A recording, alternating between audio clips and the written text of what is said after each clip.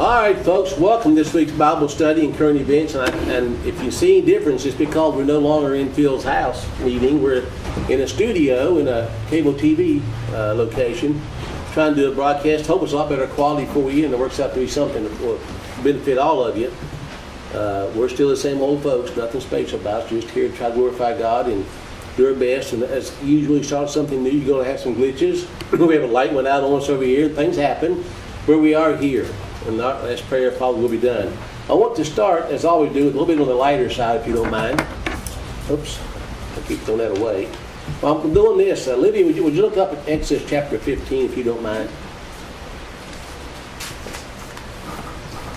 And Natasha's there too. Natasha, Psalm 56, if you don't mind. Let me read something to you. I was up in Pittsburgh Airport dropping my grandson off. I got picked up. You ever pick a paper up called two-lane living?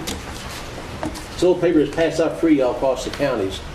But they had a poem in there I thought you might enjoy. It's a little dark up here, so bear with me. And it's Milking the Cow by Jerry Engel. How many of you have milked a cow? My story is heartwarming, where I'm taking up farming. From being a city boy all up to now, they told me the tractor would be a big factor, but they didn't say anything about milking the cow. They told me about hogs and chickens and dogs and how I would love that good old farm child. They told me the horse would help out of course, but they didn't say nothing about milking the cow. They said that the weather would be a changing ever and how I would need a very good plow. They told me that planting could be a bit daunting, but they didn't say anything about milking the cow. I sat down with the milk pail just in front of her old tail. I remembered that farming was my new vow, and at thrice I'd be going with her gently mooing, and I didn't remember that I didn't know how. I didn't know farming included hand warming when one was about to milk the old cow. In reactions quite shocking, the cow started rocking and jumping and kicking, and then a kerpow. And then I was flying, and then I was lying down in the pig pen right next to the sow. She launched me to glory, and that's my story, and that's how I'm learning about milking a cow. You know, cold hands will get a reaction on a cow. They really will. You need to watch the tail too. And now we're running on camera. Marcia will tell you this story. Dick, remember a guy named Arnie Prince? Remember him, Dick? A little short guy, about yay tall, and he had a cow. And his wife would milk it all the time. He never milked a cow. She milked a cow. Yeah. True story now, true story. So no one can milk that cow but his wife. So he went in one day, he had to milk her, she was sick. He put a little under her dress over top his clothes, walked in with a bonnet on, sat down and started milking the cow. So the cow started looking around. I didn't figure out it wasn't her. Kicked him across the barn. True story. And his wife, what was her name, Marie, said, I wanted to check me wear my best dress. So anyway, here we go. So this is what it is. But I want to share this too. A man named Tom Nicholson posted on his Facebook about the sports car they had just bought and how a man approached and told him that the money used to buy this car could have fed thousands of less fortunate people. His response to this man made him famous on the internet. A guy looked at my Corvette the other day and said, I wonder how many people could have been fed for the money that sports car cost. I replied, I'm not sure. It fed a lot of families in Bowling Green, Kentucky who built it. It fed the people who made the tires. It fed the people who made the components that went into it. It fed the people in the copper mine who mined the copper for the wires. It fed people in Decatur, Illinois at Caterpillar who made the trucks that haul the copper ore. It fed the trucking people who hauled it from the plant to the dealer, and it fed the people working at the dealerships and their families. But I have to admit, I guess I really don't know how many people are fed. That is the difference between capitalism and socialistic welfare mentality. When we buy something, we put money in people's pockets and give them dignity for their skills. When we give something for nothing, we rob them of their dignity and self-worth. Capitalism is freely giving our money in exchange for something we value. Socialism takes our money against our will in exchange for nothing of value, unless it would be a false social stability. I've decided I'm not going to be politically correct anymore, but I guess I never was, actually. I thought that made some good points. Good story. Yeah. Okay. He's starting current events. Olivia, I asked you to look up a verse in Exodus chapter 15. Can you read verse 2, please? The Lord is my strength and song, and he is become my salvation. He is my God, and I will prepare him a habitation. My father's God, and I will exalt him. Wow. Read that one more time. That's beautiful. The Lord is my strength and song, and he is become my salvation. He is my God, and I will prepare him a habitation. My father's God, and I will exalt him. I wonder where that habitation is supposed to be.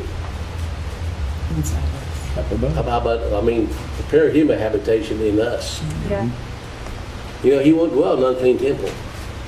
He won't do it. And I asked Natasha to read, if you would, Psalms 56, verse 3. What time I am afraid, I will trust in thee. Say that again. What time I am afraid, I will trust in thee. How many in here has ever been somewhere late at night, even your own bed, and thoughts come to your mind that make you kind of tremble? And how many's ever has laid there and just whispered the name of Jesus and felt it go away? Isn't that beautiful? The world has gone insane. There's no point denying about that. It's insanity. We've been smitten with insanity, just as the scriptures tell us. But do you know our God's not insane? And he has the power to keep us with him.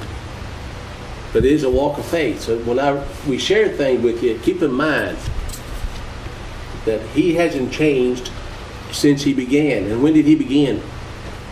Yeah, exactly. And he'll have no end. But let's get into some current events here. But I do from time to time, because seeing what I see and know what we know, we all do. I have to stop and realize that he is in the past. He is with us now, and he's in the future before we get there, is he not? So whatever's going on this time, he's still in control of it. He controls the past, he controls the present, he controls the future. So why should I worry about things I can't change? I pray to him for strength and direction. And that's what we have to do daily. And folks, I say this, we're going to get a lesson next hour that I want to get started on Matthew. You may get part of that done today, I don't know. But he gave me, I was telling Phil a few days ago about the burden he gave me on my heart that really hit me right between the eyes. But we all have to daily seek his face and ask his will for our lives. And I promise you, you're going to mess up once in a while. We're just people. But we cannot use the excuse we hear so often, well, live under grace, not under law, you can do what you want to. That's not what the Bible says. We'll cover that at a different time, perhaps. But we are to live as he would live on this earth. Am I telling the truth? So what we say, how we dress, how we act, reflects what he is in us. So is a habitation in us what he wants it to be?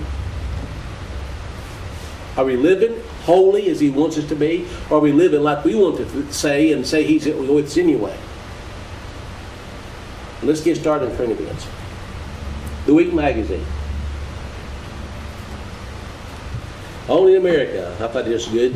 Staffers at the U.S. Department of Agriculture have been instructed by the Trump administration to avoid using climate change and greenhouse gases in their official correspondence. Instead, city officials should refer to weather extremes and advise farmers how to increase nutrients efficiently. A department official said that the policy won't change the modeling, just how we talk about it. You know, Trump is getting a lot of flack. Now I'm not blowing Trump's trumpet, but Trump has done some things that make people mad, but he's right. He said there's evil on both sides. Right. And everybody, oh my, so many people quit. His business councils all quit because he said that. I thought, what? Yeah, they just walked off. I mean, they walked out on it. The University of Georgia professor is allowing students to choose. Now listen to this. Olivia, the girls in the college board, they might like this to go back to college. Is allowing students to choose their own grades to relieve their stress. Wow. If you feel untruly stressed by a grade, Dr. Richard Watson writes in the syllabus for his business course, email the instructor with what grade you think is appropriate, and it will be so changed. Any student who does not like the group dynamics of a meeting, Watson said, they may get up and leave. More had that in Bible school. Me too. I've been a straight A student. No doubt. He wanted to when he was Hey, in Bud. grade school. One time the principal, this is an ex-principal of Tigers Valley, he gave every teacher, because he had to do an evaluation, he gave every teacher average. C. Every teacher in the whole school got the exact same evaluation. They complained and he said, he didn't want to upset anybody. So they all got the same evaluation. That was a principal in a high school. Really? Yeah. There was no need to do an evaluation. Well, what? Yeah, exactly.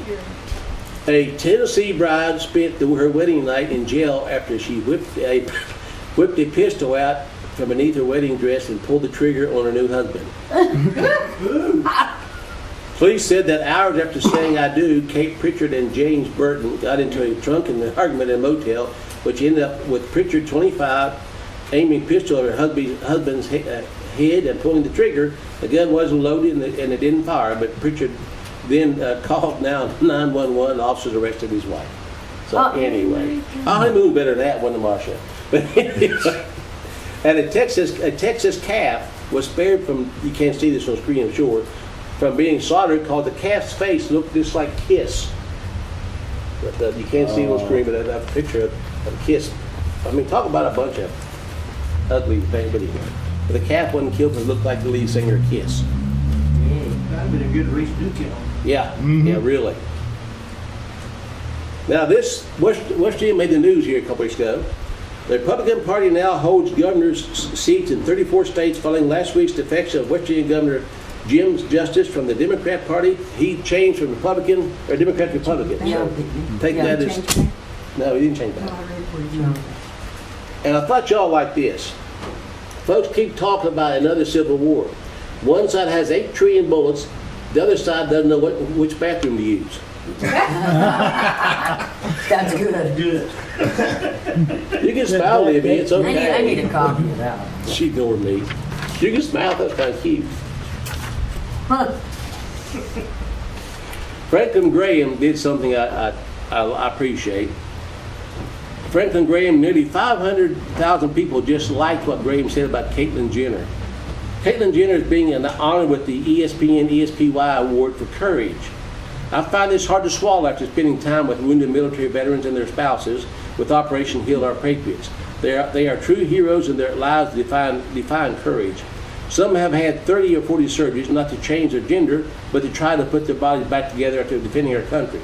And to recognize a very confused Caitlyn Jenner as a hero before the entire world, give me a break. If you want to example real courage, it's when Jesus Christ willingly allowed himself to become your sin and died for you in your place on the cross. The righteous one for the unrighteous. Good for him. He's had a few very good programs. Yes, he has. Very good programs. This lady took a case, sued that she has a photography business. She had an in-home online advertising photography business in Wisconsin. She was sued by homosexuals because she would not do homosexual wedding pictures. The court in Wisconsin, I'm going to abbreviate it here, said that they could not sue her because she didn't have a storefront. She works out of her home. So it's a kind of a victory, but that could be next. But they said they couldn't sue her because she is working out of her home, doesn't have a public storefront. That is good in a sense, but folks, do you ever think you see a day when you have to defend yourself because you don't want to support immorality? Right.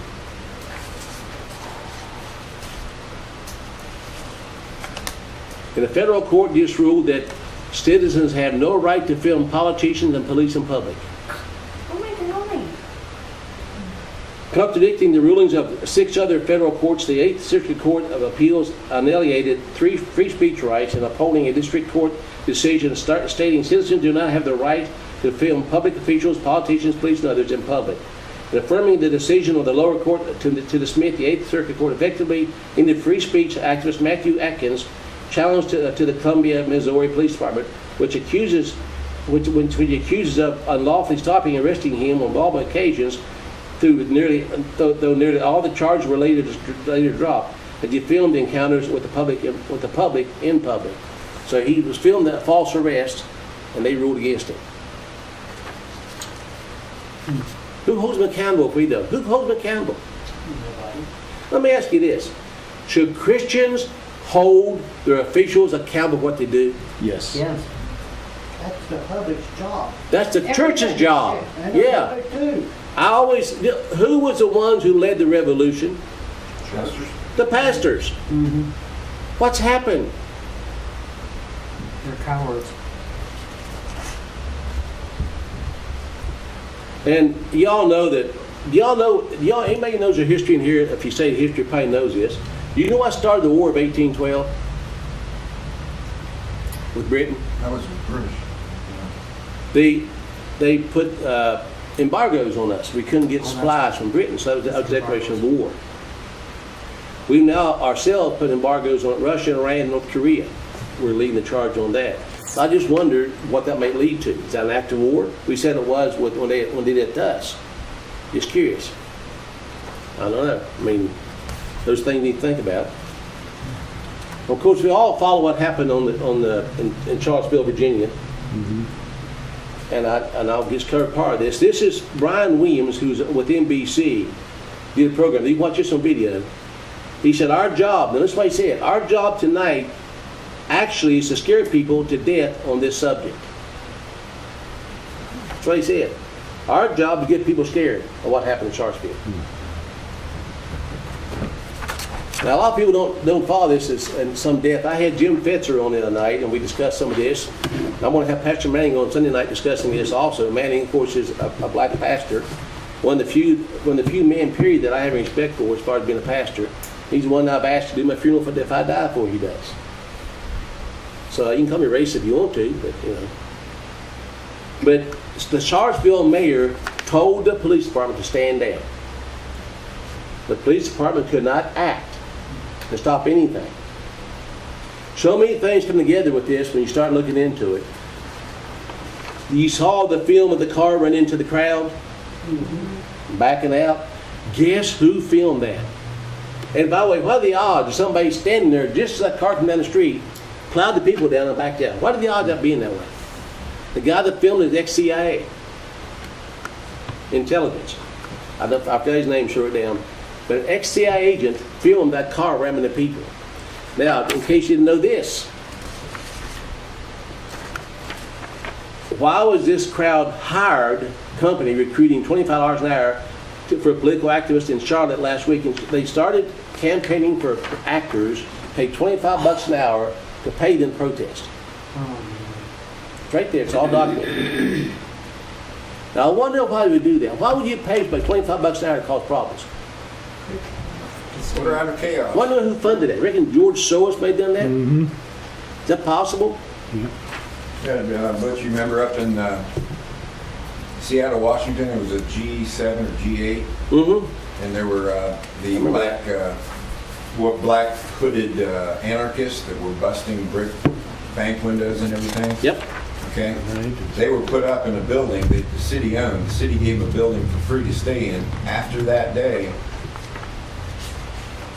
and they trashed the building, and it was directly across from the police station. And that first day, the police were told to stand down while these black anarchists that were bussed in, put up by the city, across from the police department. The second day, they didn't riot, and that's when the police were told, crack down now. So it's the same MO all the time. They use this because the people aren't smart enough to figure out how they operate. After all these times, over and over and over again, you'd think they would sooner or later get an inkling that something's not quite right here. And especially when some of the same people do them over and over, by the way. Now, this, how many knows who Antifa is? Antifa. You've heard the alt-right and the alt-left. New one called Antifa.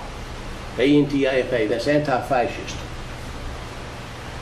So busted, power-centric, communist-run Antifa. Now, this is a fact. By the way, this is the flag that was flown in 1932 on the left with the communist flag. This is a new one today that they flew during Antifa in Israel. Y'all can't see it, I know that on camera. But the flag is exactly the same, just a little different color. This is what it says. Everything these alt-left thugs are use today is exactly the same as back then. Their logo, weaponized words, double standards, and lack of logic. It's all them from Germany 85 years ago. They call everyone Nazis because that is who their opposition in Germany was. Antifa prefaced the National Socialist German Workers' Party and empowered them. Without Antifa's violence, the Nazi Party would have never won anything. And no, I will not sit around talking about how Jesus was so peaceful, because right now, peace and nonviolence from us is precisely how the communists will take America down. Just like Russia, then we are dead. Like Ukraine, peace and nonviolence always leads until the communist gets everyone's guns, and that's true. So the Socialist Communist Party has not changed tactics. They use the same symbols they did back in Germany today. I wonder, and I'm going to say this right up and down, show me in the Bible where God's against violence. Show me where he said you can't hate evil. I'll show you where he said you demand you hate evil. Show me that in the Bible. Show me where God's a peaceful God as far as telling his people to protect themselves and take care of their people and their children. It's not in there. We're to seek peace with all men, as much as possible, as much life in you. I would never harm anybody, ever intentionally, Joe, but I will defend myself.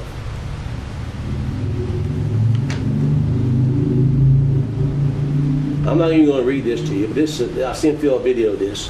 A young black boy. Final warning to white people goes viral on Twitter after Charlottesville rally. And I ain't going to read it to you. The wording is terrible. He said, we're going to burn down your houses. And you innocent white folks didn't comment, but you people that are not involved, sorry about that, you're going down with them. This is all over YouTube. I'm not picking on blacks, Mr. Tate, because Trump said they're good and bad on both sides. But this young punk really, really ought to be arrested for just what he said. And by the way, y'all here in the news morning, we have a black senator from, what state was it? Fifth state, said that Trump ought to be assassinated. A state senator said he ought to be assassinated. Then she Obama, somebody got hurt. oh, you're right. Somebody would have Said done she put it on Facebook. She took it down right away. Said she was sorry she did it, but he shouldn't be president. That's what she said. She shouldn't be seen. And this is a Wyoming judge was punished for marriage beliefs, takes her case to the U.S. Supreme Court. This lady, as a judge, as a justice of peace, would not marry homosexuals. They said she could opt out doing it for all kinds of secular reasons, but could not opt out for religious beliefs. I'm going to read to you a little bit the book of Matthew where he said this would happen. This would happen. And Disney, bless their heart, the pro-family channel, has finally come out and has a lesbian mom who promotes gay marriage to preschoolers. They're now showing films of preschoolers of two mommies and babies. They're really shoving it down the throat, aren't they? Yep. Now I sent this video to Phil too. Maybe one day get to watch it and get a little more organized here. Brand new film on YouTube teaches little children to sodomize each other. It's a little cartoon of two little boys falling in love and getting together. You can watch it on YouTube. It's on the way. Go to the website, pastorbutch.com, and check it out. Look on Converted News, Church News, it's on there. This man and woman made the video and said they want to reach out to all people. And I'll just give you a brief synopsis of that. The boy sitting under a tree, another boy walks by, his heart starts beating real fast in his chest and starts popping out. And then his heart follows the boy in, and the other boy receives his heart and follows him back. And anyway. But this would have happened a lot sooner, except that back when my dad was young and my grandfather, they wouldn't tolerate it. No, they wouldn't tolerate it. But it would have happened back then. Yeah, it would have. Had they tolerated it. Satan would have took over from the garden if people let him. It's not that those things are just happening now. No, they've always been here. They were very But they were hidden because they were afraid. cautious. Now the church is afraid and they're coming out.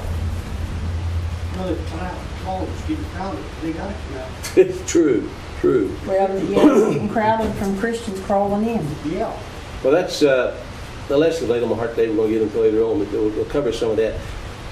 The Bible says, we'll cover it later on, the Bible says there's a generation that curses their moms and dads and perverts their family. That's in the Bible. We'll talk about that. Liberal professor of preschools need to promote homosexuality and transgenderism. This has actually been told in schools. This is Life News. A lecturer at the University of Michigan has slammed kindergarten teachers for classrooms that aren't gay or trans enough. Oh, Last week, Campus Reform reported that Heidi M. Ganson, a graduate student in sociology, published a paper calling for the retraining of preschool children to make them less heteronormative. Heteronormative. The reason I'm taking time is a little dark here. In the abstract to her paper, reproducing and disrupting heteronormativity, gendered sexual socialization, and preschool classrooms. Ganston explained that she used the data from 10 months of observations in 9 preschool classrooms. That's okay, I'm fine. Yeah, first it won't bother me. That's fine. She discovered that heteronormality permeates preschool. I can't say these words. Heteronormativity permeates preschool classrooms where teachers construct and occasionally disrupt gendered sexuality in a number of different ways, and children reproduce and sometimes resist these identities and norms in their daily play. For example, when playing house, only little girls would play the mother, and only little boys would be the father.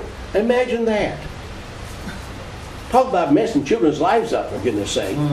Little girls who asked to play the husband role would be rebuffed by their peers. Jansen observed with sadness that these children did not allow cross-gender roles. Boy, I wish we could have had more people like Olivia in all these schools. Jansen was also disturbed by little boys having crushes on little girls and kissing them affectionately, as this illustrates that boys have gendered power over girls' bodies. She disagreed with teachers' explanation that the boys' intentions were friendly rather than romantic. Oh my. They want to teach that to kindergarten. If y'all did see the videos, you can get them out when you can sometime. This you got also. This is the boy, 8 years old. He made a video, and he said on the video, if your parents don't like what you are, change parents. Oh. Hey, I gotta ask you this. Do you think this concerns God Almighty? Yeah. Do you think Jesus Christ, if he were here right now, would look at this and be a little perturbed? A little. Do you think our Father loves children? You wouldn't tell us the time. And do you think that when parents keep their mouth shut about this before their children and in public because they're afraid to say anything, that he's disgusted with us? Come on, folks. Are we his mouthpiece or not? Yeah, we are. Parents ain't gonna say that, so if I do walk, keep this, take my child away from me. Well, I'm going to read part of this to you. That's what they don't hear. Show that again. Show that again. Close up, yeah.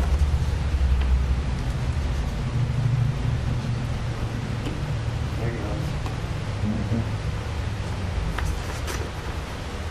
The boy said he looks up to drag queens. I love them because they do what they want to do, and they're not afraid to do it, Nimitz said. My friends at school would think the girl name is Lactitia. Lactitia is very courageous. She's really good at dancing. Also, they think that she's really good at playing video games and stuff like that. Make a point here. This boy is speaking like that third party. That's because it's demonic. Okay? I've been wearing my sister's tutu since I was 3s and 4s, even like 2s. And I've been dancing around in my little pink dresses and stuff. So yeah, I think I had Lactitia inside me, and I don't doubt that, since I was born. And that's why I love that song, Born This Way, Nima said in the video. The boy took on the idea that children at age 8 should not even know what a drag queen is. I know people would like to go up to their parents and tell them that they want to be a drag queen, and their parents would be like, you shouldn't even know about this. I don't think that should be a thing. I don't think that other people should judge what people do, Nima said. Parents shouldn't judge their children or have a say in what they know or do. then you're saying you shouldn't be a parent. And the man that's interviewing him on the street is a homosexual. You should see the way he looks at this little boy. He's talking to him. No, I'm serious. The boy. That's why I showed the video to get the feel. And Phil, before getting further, thanks for all you've done here, by the way. The boy said he looks up to drag queens. I love them because they do what they want to, and they're not afraid to do it. Them said. My friends read it already. His mother, Jessica, backed up the story of his early cross-dressing. When he was about 2, he came to me with Mr. Potato Head earrings and asked me to put makeup on him, the mother recalled. So we did a little drag queen photo shoot, and he duck-faced. I didn't know what that was. So Crystal told me duck-face is throwing a kiss, right? Like that, duck-face. And he was sweet. And every time he wanted this makeup, I just put some on him. The mother's as bad as the child. The boy's mother described the whole experience as overwhelming. You feel overwhelmed by pride that your child is, now this is a mother speaking, is expressing themselves and showing the world, and it's being so well received, and she's pretty good at what she does. Yes, the mother referred to her son as she. This gender confusion ran through Nimitz' own view of himself. While he identified as a diva over and over again, he seemed unclear as to whether or not a man can be a diva. Like Tisha is a diva, as the boy exclaimed. A diva can be a drag queen. A diva can just be a woman. A diva can be a man. But I wouldn't really call a man a diva. I would call him a dibbler, whatever that is. This boy speaks of this alternative ego as a real person, which is demonic. Now, I wonder, should we expose that or not? Yes. Actually, too, his mother influenced him. Oh, yes, encouraged him. absolutely. She had the power, when he was 2 and 3 years old, she had the power to break the power of darkness that was working in him already. Mm-hmm. Our sons never knew what a drag queen was. I didn't know what a drag I queen was. didn't know what it was, but Had had long long dressed He was dressed like a But this, I really mean this with all my heart. Shouldn't the churches show this to people and tell me, you gotta help these children? Mm-hmm. Phil, does your heart not break that little fella? Especially when they're young. I mean, it brings tears to my eyes. He can right in the gut. This little boy is being reared in a home of a perverted set of parents that allows him to even do this. and they think it's okay. But don't worry, it's going to be okay. You know, even just in the boys. Well, in our day, if we did that with our children, CPS would have taken them. Well, and yeah, And now, yeah. They Don't let them do praise They're him. embracing it. The difference in even our boys' generations. You know, Yeah. you dressed like one, but we never thought there was nothing. Yeah. But there wasn't nothing wrong because we weren't going in that direction. But just so you'll know, we're okay. I want everybody to hear this now. We're saved. Hillary Clinton is going to preach. Uh-oh. Hillary Clinton's going to be a preacher, so we're all okay now, okay? Well, consider that the number 6 devotional book, and now listen to this is important. The number 6 devotional book at Amazon is titled Strong for a Moment Like This, the daily devotions of Hillary Clinton.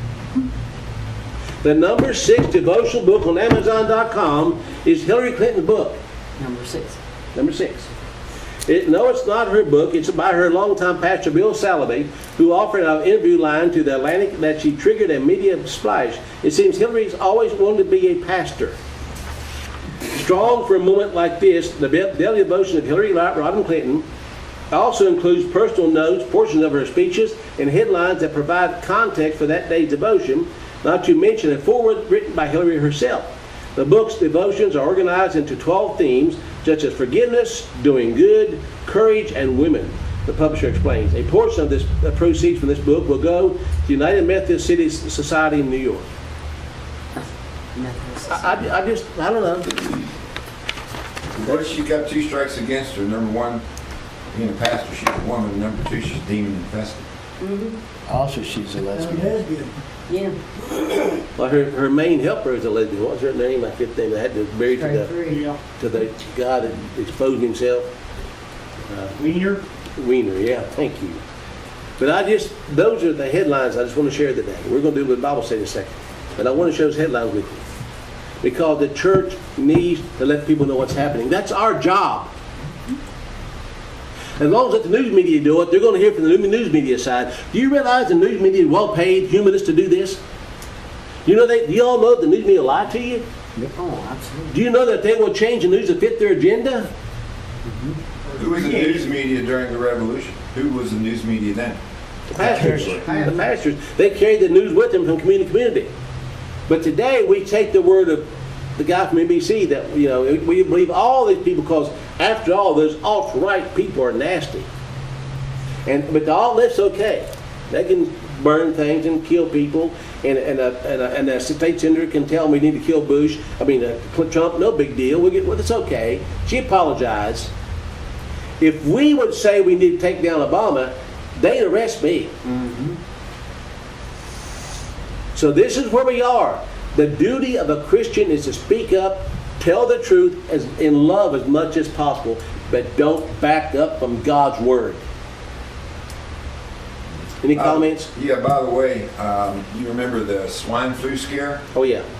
I have a recording of CNN newsman saying, he starts off his segment on the swine flu saying, "Be afraid, be very afraid." Oh, yeah. That's exactly the same thing that you're He talking does. about. Any comments so far? We're going a little bit of time. I do want to start, and I love getting some time just to do Bible study. I'm going to say that Bible study is easy. It's called expository teaching and preaching. It's not hard if you take a specific topic and just read a chapter and read it. It's kind of easy if you enjoy that, and I do enjoy that. But I don't always get to do that, obviously. But if we had extra hours in the week and could get together more often, I'd love doing like a weekly expository preaching and teaching on different things. But unfortunately, we're a long ways apart, time-wise, I mean. So let's go to the book of Matthew. We'll start there, like I said. I got the notes at the house, but that's all right. We'll start anyway.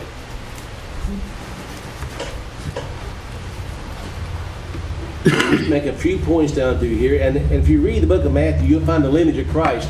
Now, I got to ask you this: why was it important? Why would they do a lineage of Christ? What's important to know where he come from in the flesh, so to speak? It was in prophecy. Well, Speak a little louder now. If you don't talk, I'll talk loud. It spoke in prophecy, prophesied that he come from the lineage of David. Okay, yeah, it did. But even before David, there was lineage.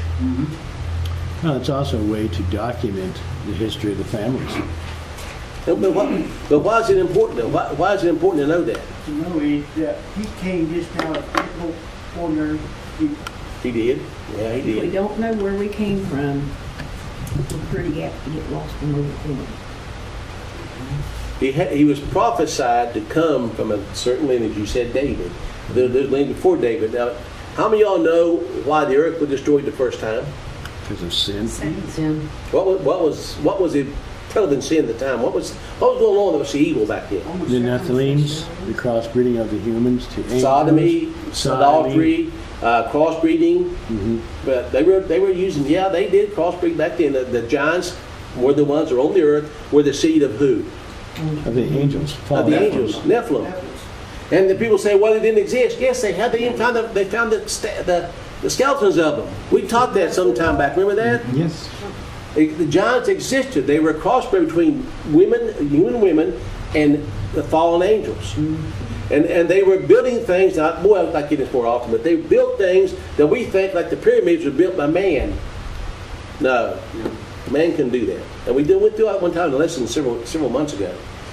So they had to be a pure lineage. Now, right down to that last, when they judged the earth, when God destroyed the earth the first time with water, how many were left on the earth that hadn't been inbred by fallen angels?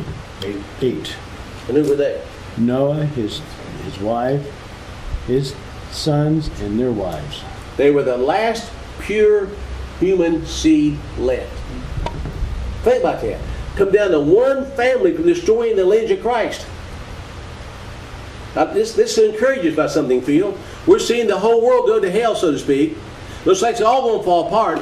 But as it did with the day of Noah, he preserved it. He waited to the last second and said, all right, this is what I'm going to do now. and he delivered his lineage of Christ to bring forth salvation to us, were down to the last family that was not inbred. Noah found grace in the eyes of the Lord, not because he was a righteous, a pure man necessarily, but he's the last pure seed of Adam. Yes. Any comments? Is that good? Look at what do you think chances that are? I mean, what do you think just happened? What would the chance just happen like that? Yeah. It ain't gonna. This doesn't happen the way it does it. Yeah. But when you think about this, he was the last pure one left, and if Satan could have got to that last seed, we wouldn't have had Christ. We wouldn't have been here. Isn't that beautiful, Phil?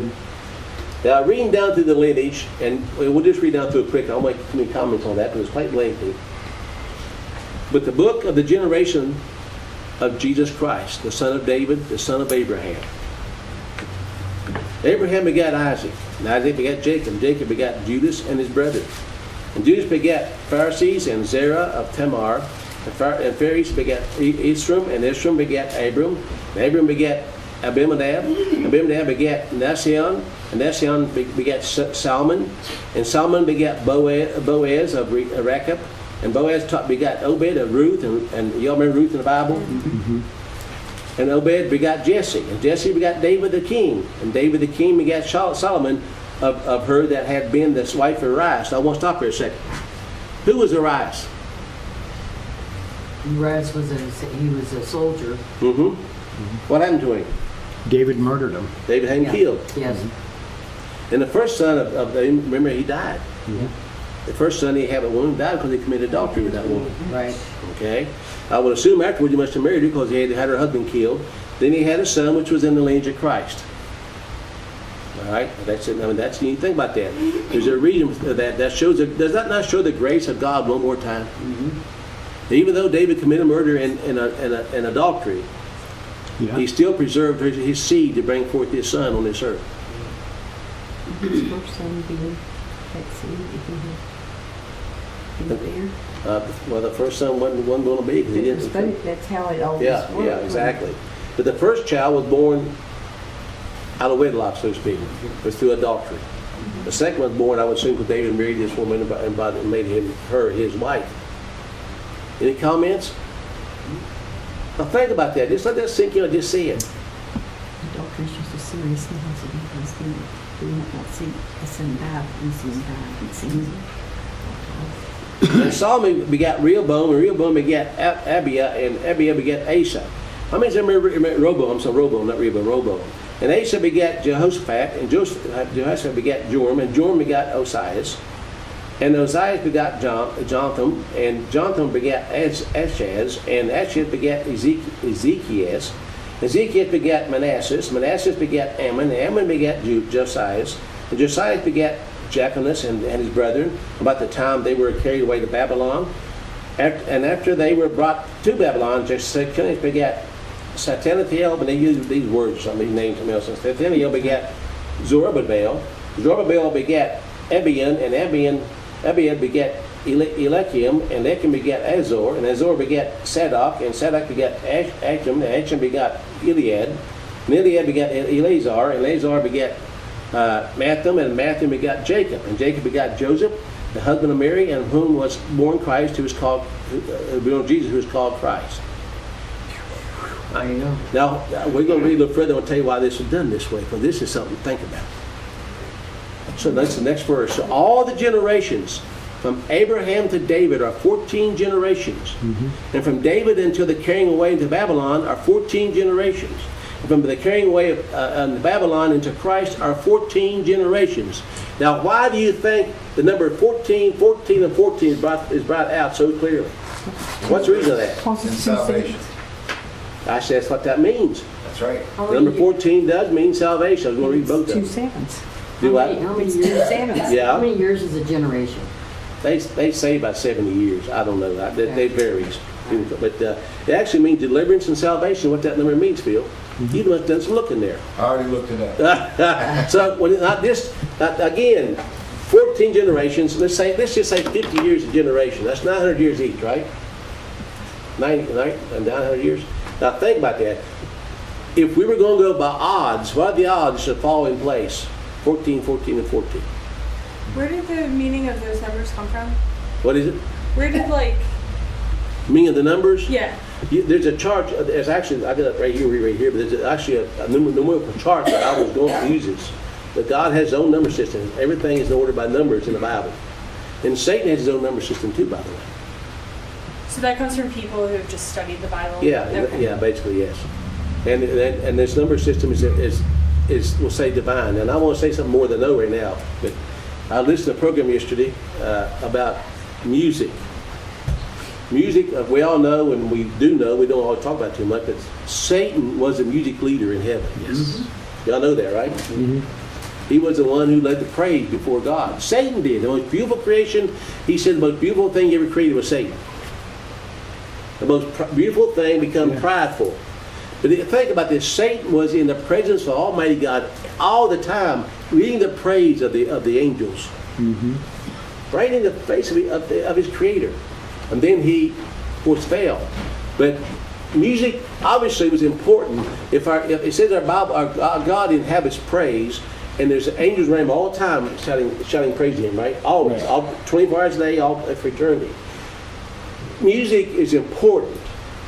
It's made to glorify God and soothe his people. Now, I'm saying a lot more than I know, but I'm going to have the guy on the program soon to talk about this. There are different, what we're looking for, not only just up to beats, is different pitches of music. That didn't sound right either. But cycles of music is a better word. Most music today is written on the 440 cycle, which is against nature. Nature runs on 432. And when you study this out, and the guy explained this, and I thought, wow, I got to get this.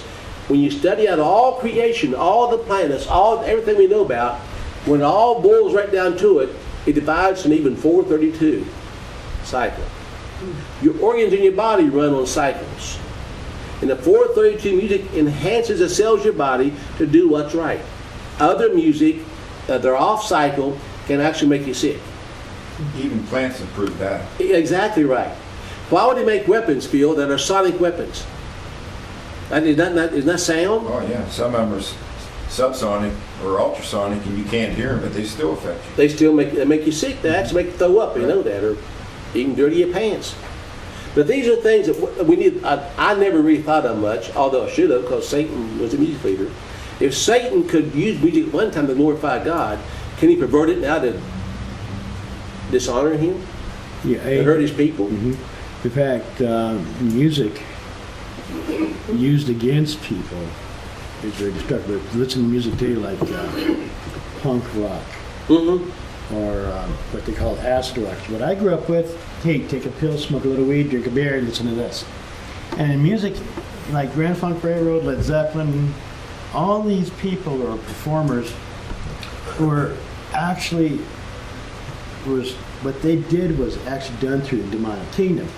If you could see these people on stage playing music, and if you could see in the fourth dimension, you actually have the entertainers of demon spirits behind them doing the exact same thing that these people here were in the front line were actually controlled by demons. Yeah, I don't doubt that. Well, that's even, it comes to music. You listen to it, you can't stand it. No. Yeah. What you play, you just got to turn it off. It's playing your beer music. But this is, when you read the lineage of Christ and all the perfectness and who he is and what he done, just to get here, it's easier to see how Satan will want to pervert all this and stop this. But see that nothing has changed. He got it right so far. He got it right through eternity. So let's not panic when we see Satan attacking. Let's stand up in the name of our Savior and do what's right. Now, I will tell you this right now, it's going to cost y'all jobs. These young girls just started. One day, we live in a different society today. It may cost their jobs for what they believe and stand for. It may, honey. I'm telling you that because I care. It may cost you money. It could cost much. Hey, if it's really true to all of us, it could cost everything we have one day. All the material things we own one day can be taken from us, but we won't compromise. Well, we could be on the inside looking out. We could be. Did you notice in that verse how many times was the nations mentioned? 3 times. Yeah, 3 times. Now, verse 18. Now, the birth of Jesus Christ was on this wise. Now, I want to tell you right now, this is a thing you get into a lot deeper, but a lot of so-called churches today deny that Christ come in the flesh. And what does the Bible say about those people? They are what? Antichrist. Anyone who denies Christ come in the flesh is the Antichrist. Was Christ literally born? Yes. Did he have a physical body? Yes. He bled. Yeah, he did. That's pretty physical. Now the birth of Jesus Christ when as his mother, Mary was espoused to Joseph before they came together, meaning they didn't come together and have relationships yet. She was found with child of the Holy Ghost. Now just stop and think a minute. Now listen, this is important. We don't see this sometimes, some human side of it. This young virgin, she's about 16, according to what I've been studying out. 16 years old, and by the way, Joseph was an older man. He probably in his 50s or 60s. True story, I'm making it up. Was ordained of our Father for a purpose. 6-year-old little girl was pregnant but wasn't married. What do you think talk of town was? Little whore. Prostitute. I mean, what did they call Christ? Bastard. A bastard. Now let's let this sink in a minute. It cost Mary something right there just to have this child, the Holy Spirit. A lot of her family thought she's probably, like you said, a little whore. And a lot of friends probably left her. Well, they just laughed at her and said, we knew she wasn't much to start with. Now she's pregnant, not even married. Is that human nature? Yeah. Why if today, now we know they got, but what if you lived back then and one of your friends got up to you and said, I'm having a baby. I'm not married yet, but it's okay because it's of God. And we want to walk away from Well, that. come on, what would anybody do? Nuts. Really? You know, just call a funny farm on this woman. Yeah. But this is what she did, okay? This is Bible. We look at it from God's side, and we all see this actually being perfectly right, but we go back in time to live when they did.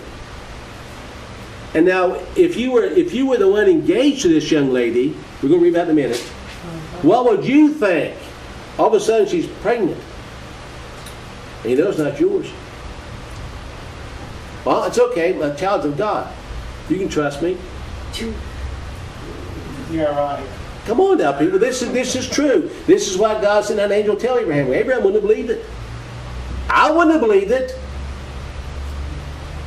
Now, let's just look at that. This is so much fun to do this and look at it from what it really was like. They lived as real people. They had flesh and body. They had morals. They had wicked people. They had good people. All this was society. This is where they lived. Now, and Joseph, her husband, being a just man, he was a good man. And not wanting to make her a public example. In other words, he didn't want to have her stoned or put away and mocked. She was found, she was minded to put her away privately, secretly. He was going to divorce her. Back then, if you were engaged, you were same as married. You didn't have any relations, but you were betrothed. Now, what's the word betrothed mean? Spoken for. Yeah, promise, spoken for. In other words, you're already bound to that person through your betrothal. You know there's a breach of contract in that if you break it? Y'all know that's true? Mm-hmm. By the law, if you betroth somebody, you break that, that's a contract. You break it, they can sue you. You're not husband and wife yet, but you're promised each other. Now, again, we take this so lightly. How sacred is the idea then of betrothal? Very. Big commitment. Now, I've got to ask a question now, bring it up today now. Are we betrothed to Christ? Yes. Yes, where he's right. Did you come back for a whore? No. Can that betrothal be broken by us? Yes. Absolutely. So let that sink in a minute. When you're betrothed to an individual, you're the same as married them, except the relationship isn't there yet together. And that's very important. You become one the night of the wedding night. You become one. You become one flesh. Later on, we'll get into divorce. And I'm going to tell you, the divorce stuff isn't pleasant. But nonetheless, Joseph said, I'm not going to go out here and make a shame, but I'm going to put her away privately. We got 5 minutes left this hour. We're going to put her away privately. I'm going to just do it so nobody will make fun of her, okay? But while he thought on these things, behold, the angel of the Lord appeared unto him in a dream, saying, Joseph, thou son of David. Now, why would he clarify again, he's the son of David? Lineage. Lineage. Both Mary and Joseph were of the lineage of David. Fear not, you're taken to thee Mary thy wife. Now listen, fear not, you're taken to thee Mary thy wife. Already called her his wife. They were betrothed. You see that? For that which is conceived in her is of the Holy Ghost. And he shall bring forth, wow, that's so powerful. I got a chill on that one. And he shall bring forth a son, and thou shalt call his name Jesus, for he shall save his people from their sins. And I did have some notes on the word Jesus and what it really means. But anyway, we'll get that made later on. Now all this was done that it might be fulfilled, which was spoken of the Lord by the prophet, saying, Behold, a virgin shall be with child, and shall bring forth a son, and they shall call his name Emmanuel, which being interpreted is God with us. Yep. A lot of people deny that Christ was God. Well, that ain't possible. God didn't die on the cross. In the presence of his son, he did. But people deny that verse. Didn't the Bible just say that it's interpreted that God is with us? Yes. Now, I want you to just get in this all pause a minute. If you're a little bit over 5 minutes, it's okay. This King of Kings and Lord of Lords, the one that created all creation, the one that created everything we see and so much more. All these things we see. How much are you over, Field? Just give it 2 more minutes. Okay. All that we know, Natasha, what do you think about the creator of all things coming down here to walk in the flesh to die for you? Pretty awesome, huh? Do you think we're worth it, really? I mean, he thinks we are, but in the flesh, are we worth it? No. But he loves that much. What kind of grace is that? Praise God. Makes you want to cry thinking about it, doesn't it? Yep. I mean, I'll be 69 years old next month. And I think about looking back at my life and feel who I didn't deserve his son. None of us did. I still don't deserve him. None of us ever will. I'm not even worthy of his kingdom. No. Aren't you glad his grace is sufficient? Not worthy to walk hand in hand with him. No, we're not. It's a little further. Then Joseph, being raised from sleep, did as the angel of the Lord had bidden him, and took unto him his wife, and knew her. That means they come together. And knew her not till she had brought forth her firstborn son, and he called his name Jesus. We won't stop that in that chapter, but knew her not. Now listen to me. He said, obviously she was having a baby. He was told that the baby was of divine seed. Now let's stop and think about Joseph a minute. Joseph was not supernatural. He was not super spiritual. He was not Superman. But by faith, he believed what that angel told him. To do something impossible. Mary was a virgin. Virgins cannot have children. How can a virgin bring forth a child without causing you not to be a virgin anymore? And why was he to know her not until the baby's born? That's right. Could not touch her. They were married because it would defile the seed. Now, Defile the seed, and also there would be more chance of people saying he wasn't virgin born. True. But this is something to think about. She was still a virgin. If she had Jesus, she's still a virgin. When Joseph knew her, she was still a virgin. Now that's the power of our Creator. Yep. Well, it was a miracle from the very beginning. It was. It truly was. I've enjoyed that little brief teaching. I really have enjoyed that. Any comments on it? You know, I think we give Mary, like, we often talk about Mary, and especially the Catholic faith, like it's all about Mary. And I think sometimes we forget that Joseph had such a big impact. Oh, he did. Like the way he approached that and the way he listened and was faithful to God and trusting. Yeah, he was a great guy. But can you imagine? His faith. Yeah. Can you Very imagine important. being the mother of Christ and knowing who he was? They say you're Mary and somebody's Joseph. Think about this. Can you imagine knowing that in your heart and knowing that son, your child, that you're having as Joseph, that is God in the flesh before me.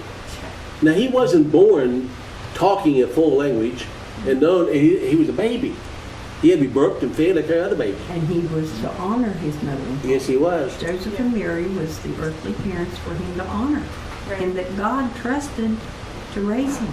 So the influence that Joseph must have thought, man, this is God in the flesh. I gotta get this right. You know? Yeah. I mean, isn't that beautiful? See, we read this and we go through it quickly, and it's okay, but you don't get the in depth of it. Joseph helped rear the son of the living God. And Mary conceived and bore the son of the living God.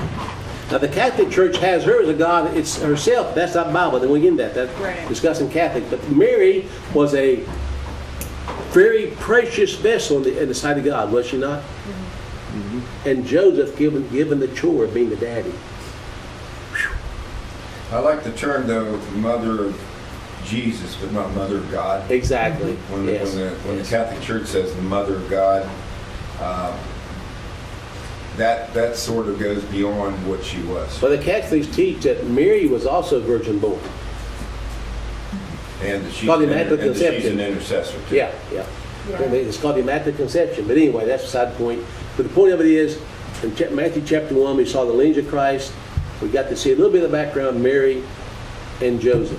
And Joseph, after a while, just disappears a picture on what happened to him, but we'll go a little bit later on next time. So, any other comments, questions? We'll take a break.